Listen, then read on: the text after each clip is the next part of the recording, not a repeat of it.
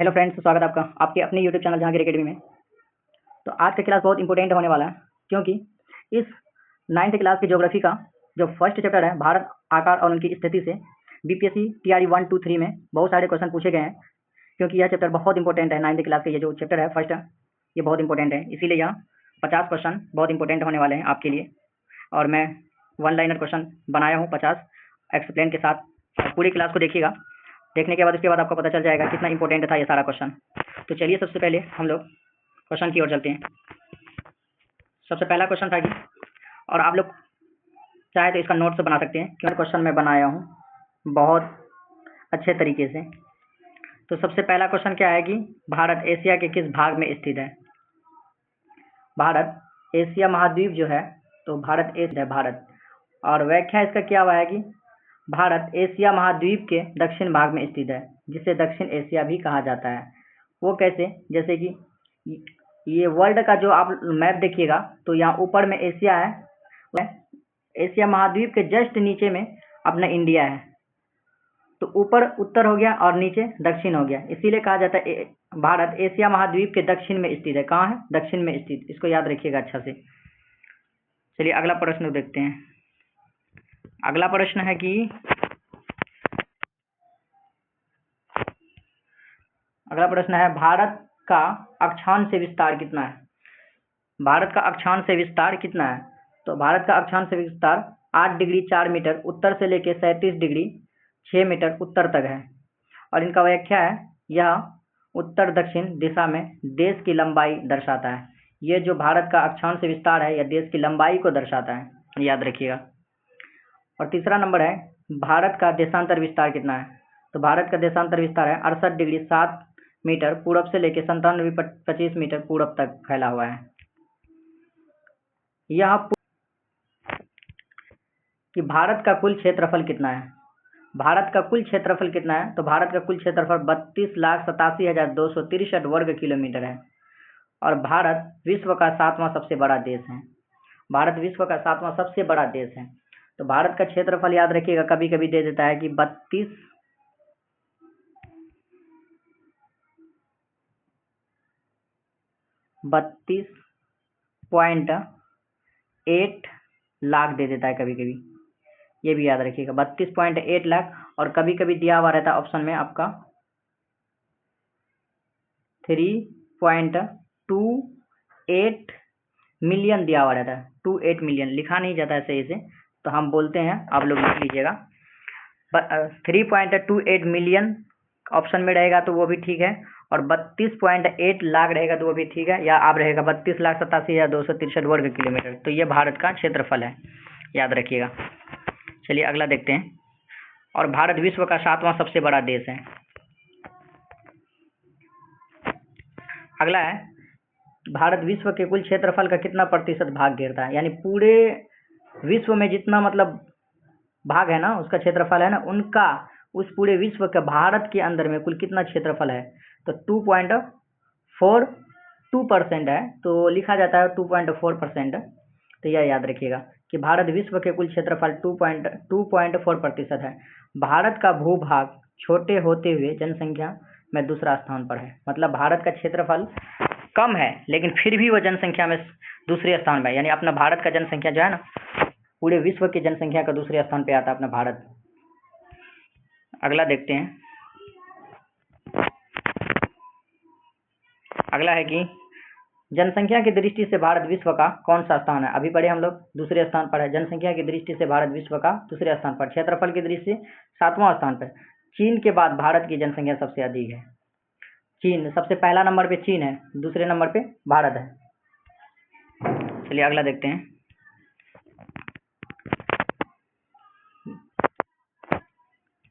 Next point है कि भारत का दक्षिणी छोर कौन सा है? भारत का सबसे दक्षिणी छोर कौन सा है?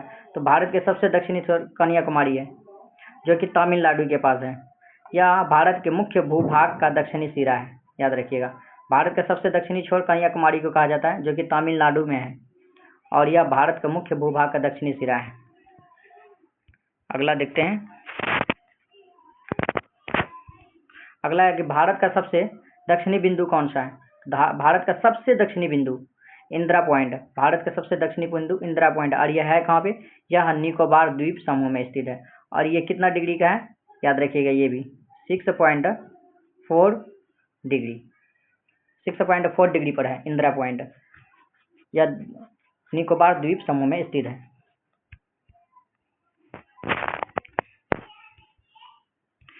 अगला देखते हैं।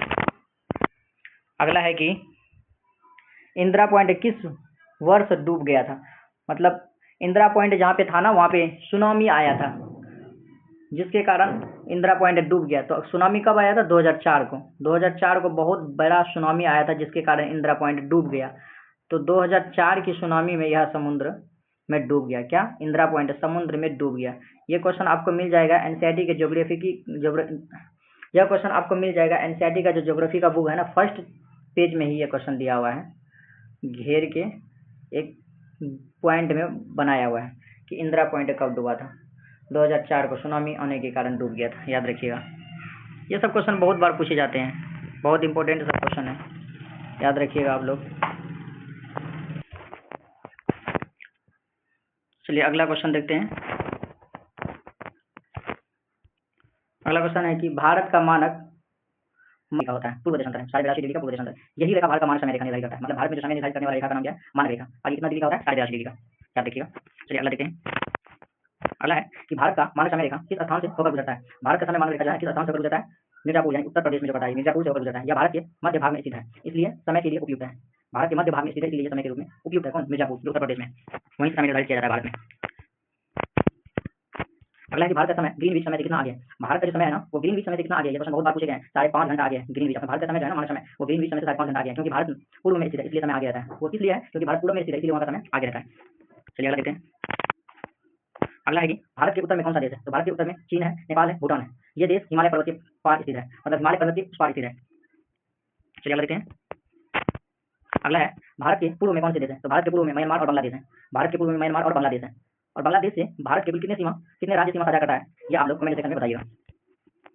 और वह कौन सा राज्य है जो बांग्लादेश से तीनों तरफ से घिरा हुआ है, उसका नाम त्रिपुरा है। बांग्लादेश से तीनों तरफ से घिरा हुआ है, त्रिपुरा है,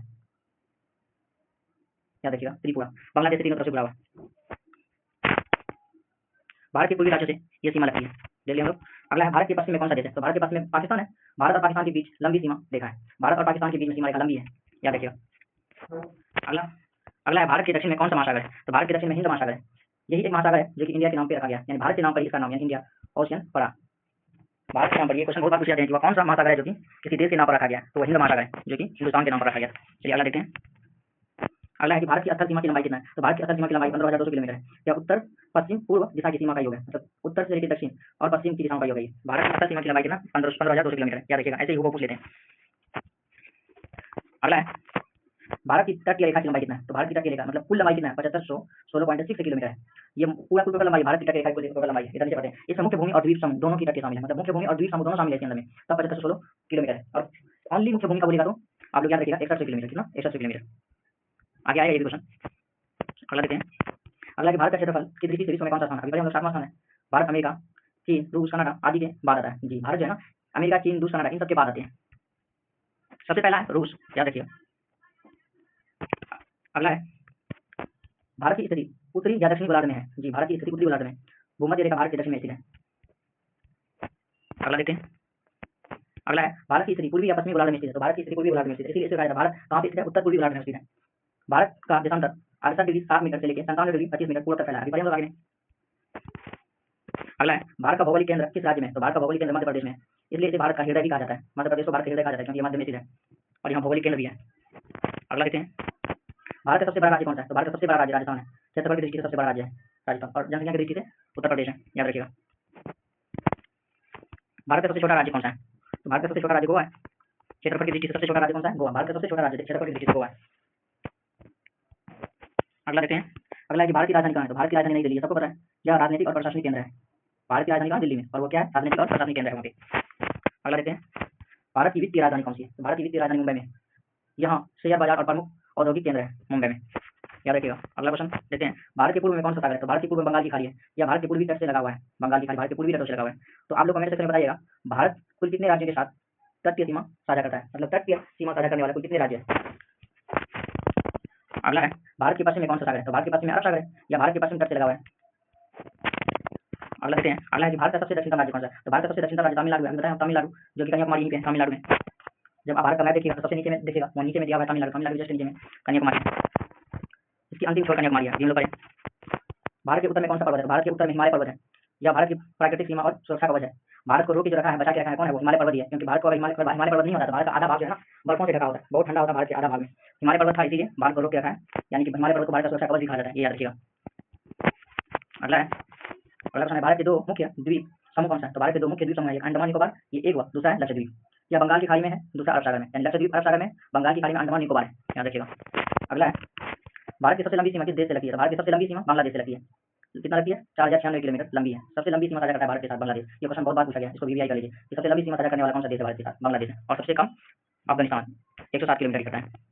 अगला देखते हैं भारत की सबसे छोटी सीमा किस देश से लगती है? अभी बताएं अफगानिस्तान, या बहुत छोटी और सीमित सीमा है, किलोमीटर याद रखिए 106 किलोमीटर निकलता है ओनली। सबसे लंबी बांग्लादेश, सबसे छोटी अफगानिस्तान। अगला देखते हैं, अगला है कि भारत का सबसे बड़ा द्वीप कौन सा है? तो भारत का सबसे बड़ा द्वीप मिडिल अंडमान, या अंडमान समूह में स्थित है। सबसे बड़ा द्वीप है मिडिल अंडमान, और यह अंडमान द्वीप समूह में स्थित है। अगला देखते हैं, अगला है कि भारत का सबसे छोटा द्वीप कौन सा है?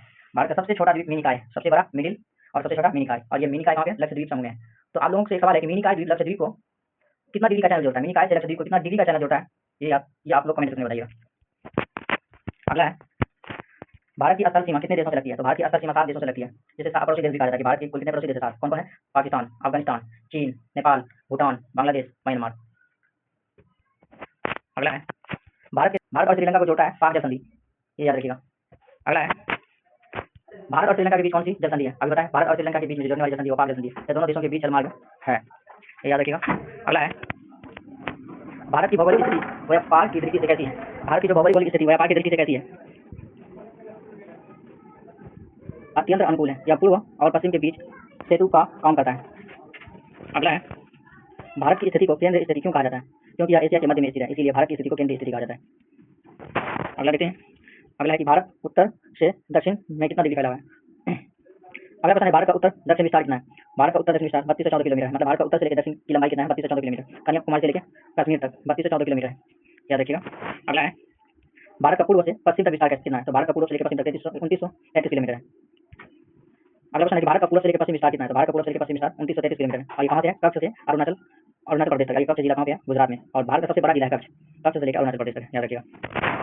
अगला है भारत की लंबाई और चौड़ाई में अंतर कितना है? तो भारत की लंबाई और चौड़ाई में 281 किलोमीटर की अंतर है।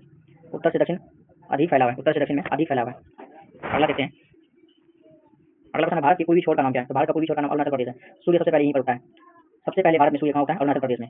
और अरुणाचल प्रदेश से लेके अरुणाचल प्रदेश में सबसे पहले सूर्य उगता है गुजरात में 5 से, जैसे कि 2 बजे अरुणाचल प्रदेश में सूर्य उगा तो गुजरात में कितना बजे पहुंचेगा? तो गुजरात में 4 बजे पहुंचेगा, यानी कि 2 घंटा का डिफरेंस होता है, याद रखिएगा। अगला है भारत के पश्चिम छोर का नाम क्या है? तो भारत के पश्चिमी छोर का नाम है कच्छ। कच्छ ये सबसे बड़ा जिला है भारत का, ये कहाँ? गुजरात में। सूर्य सबसे अंत में यहीं डूबता है जी, निकलता है अरुणाचल प्रदेश में, डूबता है गुजरात में, याद रखिएगा। अगला है भारत के उत्तरोत्तम छोर का नाम क्या है? भारत के सबसे उत्तरोत्तम छोर का नाम क्या है? जम्मू कश्मीर। यहाँ सबसे ऊंचाई पर स्थित राज्य, यह राज्य सबसे ऊंचाई पर स्थित है, कौन? जम्मू कश्मीर। चलिए अगला देखते हैं, अगला है कि भारत के दक्षिणी छोर का नाम क्या है? तो भारत के दक्षिणी छोर का नाम कन्याकुमारी है, यह हिंद महासागर के किनारे में। अगला है भारत का मानक समय रेखा क्यों आवश्यक है? भारत का जो मानक समय रेखा है 82 डिग्री का, क्यों आवश्यक है? ताकि पूरे देश में एक समान समय रहे जी, इसीलिए मानक समय रेखा आवश्यक है। चलिए अगला देखते हैं, और 2 प्रश्न बचा हुआ है। अगला है कि भारत में कितने राज्य और कितने केंद्र शासित प्रदेश है? तो भारत में 28 राज्य और 8 केंद्र शासित प्रदेश है। 8 केंद्र शासित प्रदेश कौन कौन है? कमेंट सेक्शन में आप लोग बताइएगा। लास्ट क्वेश्चन दे देते हैं, 50 नंबर क्वेश्चन के हम लोग आगे हैं। 50 नंबर क्वेश्चन कहता है कि भारत का सबसे बड़ा तटीय राज्य कौन सा है? तो भारत का सबसे बड़ा तटीय राज्य गुजरात है, और इसकी तट रेखा लगभग कितना? 1600 किलोमीटर है, और सबसे छोटा कौन सा है? गोवा है। तो 50 क्वेश्चन हम लोग कर लेंगे 25 मिनट में। तो दोस्तों आपको वीडियो कैसा लगा? वीडियो अच्छा लगा प्लीज अपने दोस्तों के साथ शेयर कर दीजिए। तो आप चलिए हम मिलते हैं अपने नेक्स्ट वीडियो में, तब तक के लिए आप रिवीजन करते रहिए।